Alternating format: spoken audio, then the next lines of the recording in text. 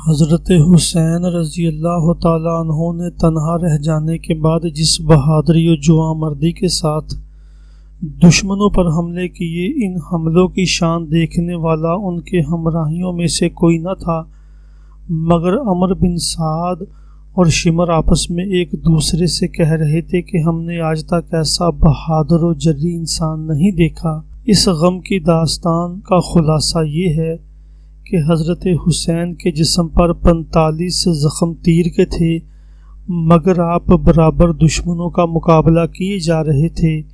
ایک دوسری روایت کے موافق 33 زخم نیزے کے اور 43 زخم تلوار کے تھے اور تیروں کے زخم ان کے علاوہ تھے۔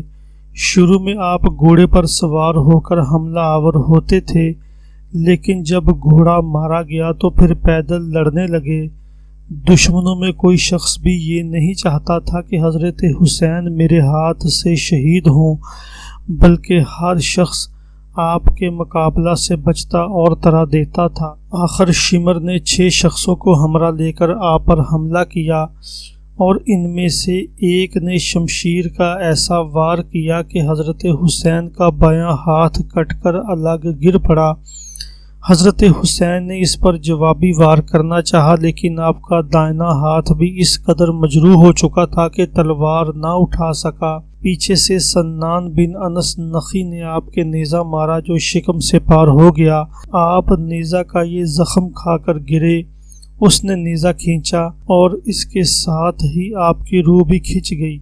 انا للہ و انا الیہ راجعون۔ اس کے بعد شمر نے یا شمر کے حکم سے کسی دوسرے شخص نے حضرت حسین کا سر جسم سے جدا کیا اور عبید اللہ بن زیاد کے حکم کی تعمیل کے لیے 12 سوار متعین کیے گئے۔ انہوں نے اپنے گھوڑے کی ٹاپوں سے آپ کے جسم مبارک کو خوب کچلوایا، پھر خیمہ کو لوٹا، آپ کے اہل بیت کو گرفتار کیا۔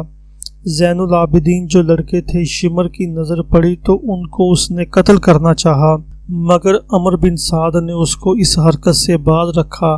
حضرت حسین کا سر مبارک کو اور آپ کے اہل بیت کوفہ میں ابن زیاد کے پاس بھیجے گئے۔ کوفہ میں ان کو تشہیر کیا گیا۔ ابن زیاد نے دربار کیا اور ایک تشت میں رکھ کر حضرت حسین کا سر اس کے سامنے پیش ہوا۔ اس نے سر کو دیکھ کر گستاخانہ کلمات کہے۔ پھر تیسرے روز شمر کو ایک دستہ فوج دے کر اس کی نگرانی میں یہ قیدی اور سر مبارک یزید کے پاس دمشق کی جانب روانہ ہوا۔ علی بن حسین یعنی امام زین العابدین اور تمام عورتیں جب یزید کے پاس پہنچے اور حضرت حسین کا سر اس نے دیکھا تو سر دربار رو پڑا اور عبید اللہ بن زیاد کو گالیاں دے کر کہنے لگا کہ اس پسر سمیہ کو میں نے یہ حکم کب دیا تھا کہ حضرت حسین بن علی کو قتل کر دینا۔ پھر شمر اور عراقیوں کی طرف مخاطب ہو کر کہنے لگا کہ میں تو تمہاری اطاعت فرما برداری سے ویسے ہی خوش تھا، تم نے حسین بن علی کو کیوں قتل کر دیا؟ شمر اور اس کے ہمراہی اس توقع میں تھے کہ یزید ہم کو انعام دے گا اور ہماری عزت بڑھائے گا مگر یزید نے کسی کو کوئی انعام اور صلہ نہیں دیا اور اپنی ناخوشی و ناراضگی کا اظہار کر کے سب کو واپس لوٹا دیا۔